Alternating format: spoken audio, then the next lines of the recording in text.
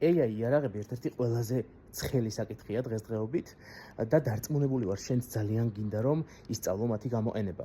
მაგრამ უნდა გახსოვდეს, რომ AI იარაღები თავად შეიძლება იყვნენ ყველაზე მაგარი მასწავლებლები, თუ გეცოდინება, როგორ უნდა გამოიყენო ისინი სწავლის პროცესში. ერთ-ერთ ხრიკს გაგიზიარებ, მაგალითად შეგიძლია გამოიყენო მეტაფორის, ასე ვთქვათ, იდეა და უსთხოვო AI-ს, რომ რაღაც კომპლექსური საკითხი, რომლის სწავლაც შენ გინდა, მეტაფორების გამოყენებით აღიხსნას. მაგალითად, როგორ მუშაობს ელექტროენერგია კაბელებში.